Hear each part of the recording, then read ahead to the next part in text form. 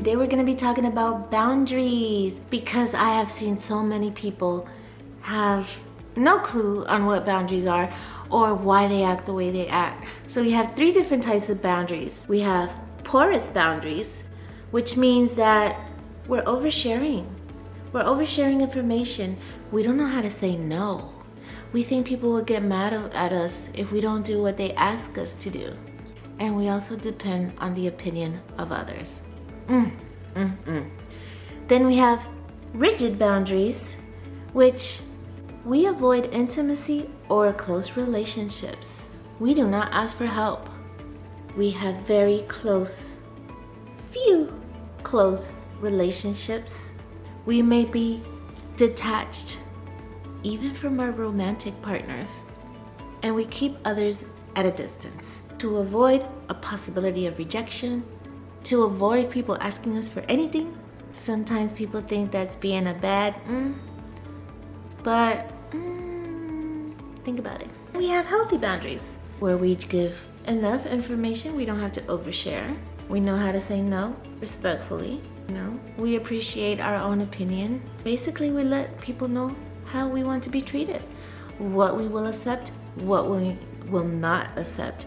And remember to always be mindful of cultural backgrounds, that people are very different and some things are able to be expressed openly and some are not so much. Here are some boundaries, and I want you to do this exercise. Go grab your journal. Everybody should have a journal anytime you watch these videos with me. Grab your journal. Imagine you are a country. Your whole body is a country. You're the dictator, the sole ruler of this country. Mine is the country of Supreme. So, what are my boundaries? My boundaries are: you do not come into my country uninvited.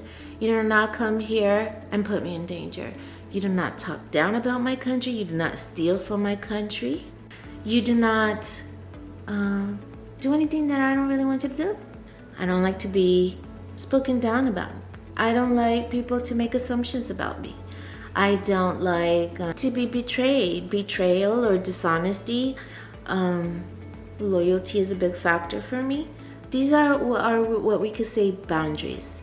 And what happens when a person goes over the boundary? The next part is the most important part, in my opinion, to setting boundaries, is to be firm and assertive with your consequences. You don't set boundaries and just let anybody come through, right? Nobody does that.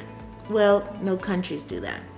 No, if you come to my country and you disobey my laws, boundaries, I'm gonna deport you. I'm taking away your visa. You're no longer allowed around here. We don't want you here. Bye. Have fun. That's important. If somebody talks down to you, for example, if somebody calls you names, they like to demean you. They like to make you feel less than. Why do you want somebody like that around you anyways? Maybe because you're starting to believe it about yourself. Maybe because you don't know how to speak up for yourself. Maybe because you're not aware of your values. Maybe because you're not aware you have a low self-esteem. And sometimes we get in relationships and they take away the little self-esteem we had without us even realizing what just happened. So why is it important to set these boundaries? Oh, wait a minute.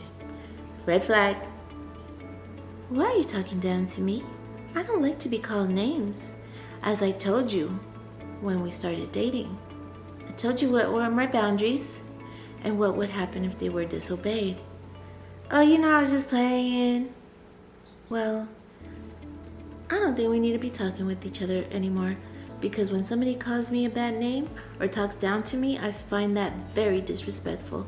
And I don't need to be surrounded by people who don't know how to be respectful. Oh, give me another chance. Okay, let's say you do give them another chance and they do it again. Fool me once, shame on you. Fool me twice, you know how it goes. So then what happens? They do it again and again and again and again because you have porous boundaries. You're just letting anything happen. That's why you have to set firm boundaries, healthy boundaries, somewhere in the middle, right? The rigid boundaries would be like, oh no, you're not talking to me like that. Bye. Block, block, block, block, block, block, block, block, block, block, block. I'm out. kind of extreme. I get it. And we're human. So I'll give 1, 2, maybe even 3 chances depending on the situation, depending on the circumstances, cultural background, age difference, blah, blah, blah, blah, blah. You do it? Interesting. I told you not to. Cool. Oh, I didn't mean to. They did it again. Guess what? They did it again. Guess what happens? They might do it again. Almost a 99% chance that they'll do it again. Because this person obviously doesn't respect you. What would be healthy boundaries? Hey, yeah, I'm not into that. So I apologize, right? But I'm setting these boundaries for me and for you. Because guess what? It's not that I'm hurt from what you did to me. It's from what your action is going to cause a reaction in me that you might not like too much. What's going to happen? Let's say the person talks down to you. Or let's say the person even speaks to other people behind your back. Do you think you're going to feel the same for that person? No. This person slowly has killed whatever feelings you had for them. Because we didn't set the boundaries at the beginning. Don't do that. I don't accept that. I'm not doing it just for me. I want to protect you from who I will become if I'm hurt. Who are you going to become? You want to find out? So what happens is that we have these boundaries in place for a reason. It's not only for selfishness. It's because we want to contain our reactions and our emotional imbalance once these things happen to us. If you had set the boundary initially and had a firm consequence, you wouldn't get hurt. The relationship didn't go long enough for me to even get hurt for this. Bye. It's cool. Have fun in your next relationship. Let's call it a day.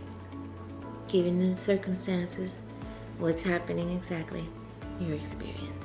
For example, any mother who has a daughter knows why they start wearing your clothes. Or setting boundaries. You're not gonna do this, I'm gonna kick you out, don't do this, or don't take my stuff, don't take my stuff. They know they can get away with it. And we let them. That's porous boundaries.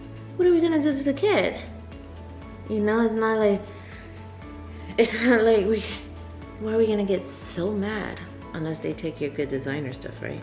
But aside from that, healthy boundaries would be like, look, I understand what you did, but I want you to know that when you go against things that I have already told you, it makes me look at you in a different way. It makes me look at you in a way knowing that you're not respecting me. You don't respect me as a person, you don't respect me as your mother, and you don't respect my feelings that I have and the laws that I have in this house regarding my things, or the rules I have regarding my things. And nobody likes anybody that disrespects them. So think about that, and I'm your mother. So if you want respect, as I have given you, I also too want respect, right? If you want more detailed information on boundaries and why it's important to set these boundaries, send me a message and I'll send you the worksheet and we can have a one-on-one conversation. I'm also accepting new clients. Remember, boundaries is to teach people how you want to be treated. I even set boundaries at work. Even though some people, they say that you can't act the same at work that you do at home. When you're emotionally balanced and empowered and you know what's right and what's wrong, you won't have to. You'll be the same person throughout. Think about that. See you next time.